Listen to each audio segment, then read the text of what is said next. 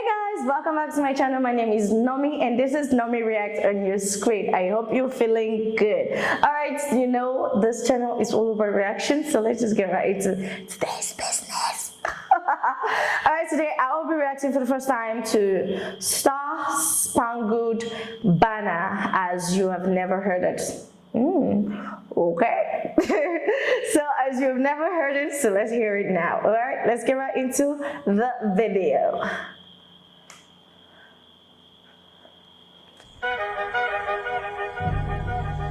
The Star-Spangled Banner as you've never heard it. Okay. Okay, this is US flag. I love US. My dream country. There was a lawyer once. His name was Francis Scott Key. Okay. He penned a song that I'm sure you're aware of. You've seen it. It's in most hymnals throughout our churches. It's called the national anthem. It is our song as an American. Wow. We go, however, to a ball game. We stand in our church services and we sing the words of that song, and they float over our minds and our lips, and we don't even realize what we're singing. Most of us have memorized it as a child, but we've never really thought about what it means. Let me tell you a story. Francis Scott Key was a lawyer in Baltimore. The colonies were engaged in vicious conflict with the mother country, Britain. Because of this conflict and the protractedness of it, they had accumulated prisoners on both sides. The American colonies had prisoners and the British had prisoners. And the American government initiated a move. They went to the British and they said, let us negotiate for the release of these prisoners. They said, we want to send a man out to discuss this with you. They were holding the American prisoners in boats about 1,000 yards offshore. And they said, we want to send a man by the name of Francis Scott Key. He will come out and negotiate to see if we can make a mutual exchange. On the appointed day in a rowboat, he went out to this boat and he negotiated with the British officials. And they reached a conclusion that men could be exchanged on a one-for-one basis. Francis Scott Key, jubilant with the fact that he'd been successful, went down below in the boats, and what he found was a cargo hold full of humanity, men. And he said, men, I've got news for you tonight. You're free. He said, tonight I have negotiated successfully your return to the colonies. He said, you'll be taken out of this boat, out of this filth, out of your chains. Wow. That's a good one. As he went back up on board to arrange for their passage to the shore, the admiral came and he said, we have a slight problem. He said, we will still honor our commitment to release these men, but it'll be merely academic after tonight. It won't matter. And Francis Scott Key said, what do you mean? He said, well, Mr. Key, he said, tonight we have laid an ultimatum upon the colonies. Your people will either capitulate and lay down the colors of that flag that you think so much of, or you see that fort right over there, Fort Henry? He said, we're going to remove it from the face of the earth. He said, how are you going to do that? He said, if you will, scan the horizon of the sea. And as he looked, he could see hundreds of little dots. And he said, that's the entire British war fleet. He said, all of the gunpowder, all of the armament is being called upon to demolish that fort. It will be here within striking distance in a matter of about 2.5 hours. He said, the war is over. These men would be free anyway. He said, you can't shell that fort. He said, that's a large fort. He said, it's full of women and children. He says, it's predominantly not a military fort. He said, don't worry about it. They said, we've left them a way out. And he said, what's that? He said, do you see that flag way up on the rampart? He said, we have told them that if they will lower that flag, the shelling will stop immediately. Wow. And we'll know that they've surrendered, and you'll now be under British rule. Whoa. Francis Scott Key went down below and told the men what was about to happen.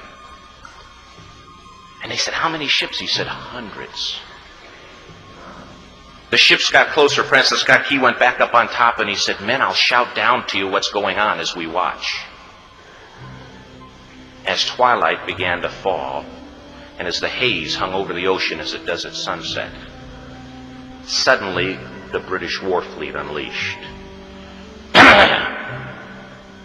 He says the sound was deafening. There were so many guns that there were no reliefs. He said it was absolutely impossible to talk or hear. He said suddenly the sky, although dark, was suddenly lit. Oh. And he says from down below, all he could hear the men, the prisoners, saying was, "Tell us where the flag is." Wow. What have they done with the flag? Oh my God. Is the flag still flying over the rampart? Tell us. 1 hour, 2 hours, 3 hours into the shelling, every time the bomb would explode and it would be close to the flag, they could see the flag in the illuminated red glare of that bomb, and Francis Scott Key would report down to the men below, "It's still up. It's not down." The admiral came and he said, "Your people are insane." He said, "What's the matter with them?" He said, "Don't they understand this is an impossible situation?" Francis Scott Key said he remembered what George Washington had said. He said, "The thing that sets the American Christian apart from all other people in the world is he will die on his feet before he'll live on his knees." Wow. The admiral said, "We have now instructed all of the guns to focus on the rampart to take that flag down." He said, "We don't understand something.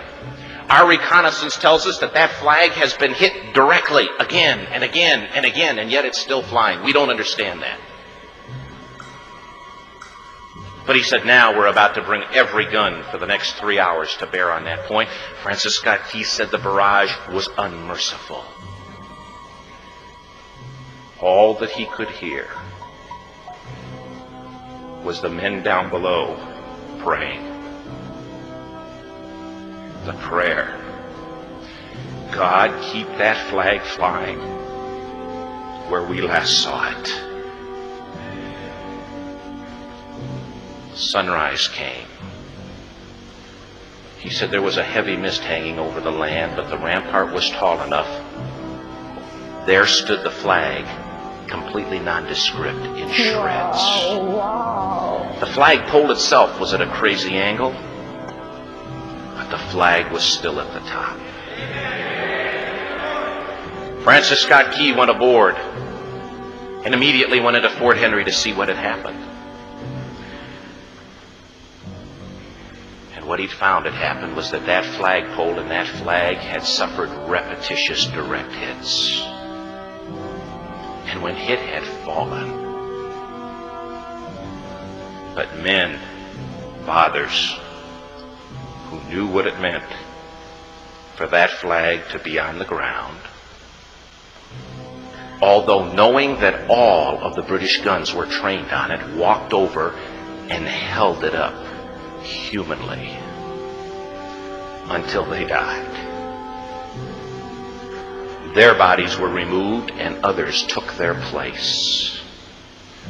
Francis Scott Key said what held that flagpole in place at that unusual angle were patriots' bodies.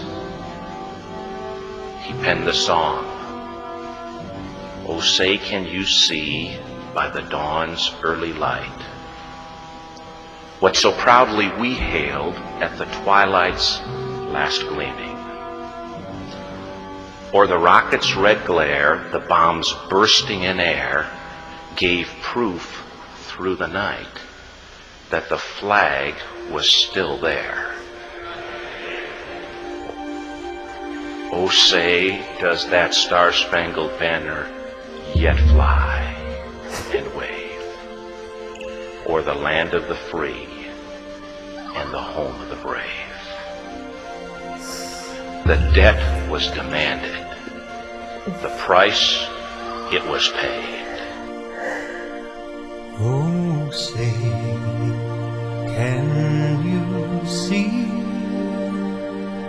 by the dawn's early light what so proudly we hailed at the twilight's last gleaming, whose broad stripes and bright stars through the pale fight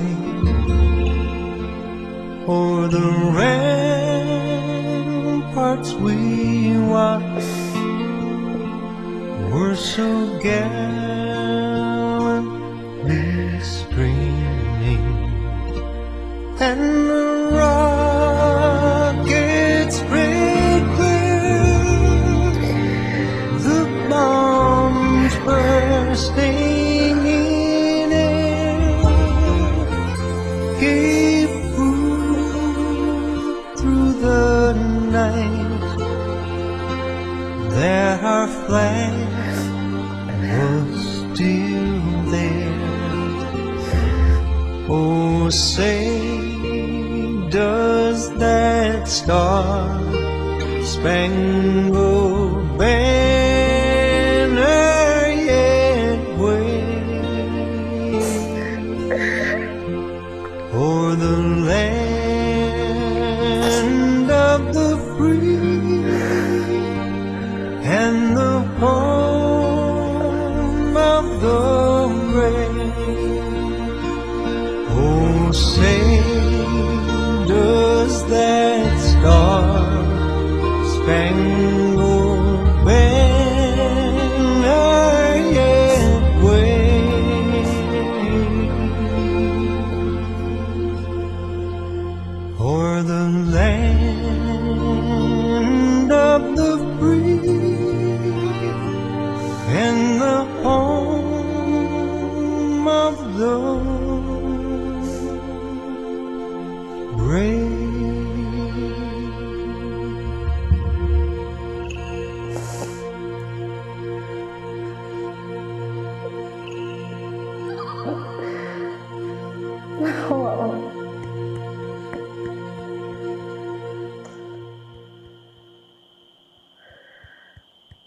Wow. Guys, that is the end of the video. Oh my god, what an interesting backstory. I had no idea that this was how the song was formed. Wow. Whoa. I am still trying to just get the courage to end this video because there's such a emotional. Wow, you know what got me most was when he said that oh my gosh, when he said that the dead bodies were holding the flag, and as people were dying, new people, patriots, took their place, and the dead bodies held the flag. That was just so painful. This is a very interesting story. I mean, I will keep saying this on my channel, and I don't think I'll ever stop as long as I react to any video that has any form of violence or war, whatever it is. I would still keep wishing and telling everyone out there to, pray and, pray for a better way for our countries to be able to sort out their differences, conflicts, and disputes in a more peaceful and democratic way. I just wish that time is definitely going to come. Instead of bombs, guns, different stuff that takes lives, properties, destroys a whole lot of stuff. I mean, damn. Well, that's it for this video. The lyrics of the song was really touching, and it wasn't touching until I heard the backstory, and this is really emotional, and yeah, God bless America, and God bless us all. I'm glad that the flag stood, and yeah, America is a home for everyone, a place where you're free to become who you want to become. So yeah, there are other downsides, but yeah, it's a place you want to be. It's great. All right, guys, that brings us to the end of this video. Comment on this video, tell me what you think about this video, and if you have any other recommendations, please let it pop up in the comment section. Subscribe to this channel, like, share, and put on the notification bell. You know how we do it. All right, so to my next video, I'll be seeing you guys for now. Bye.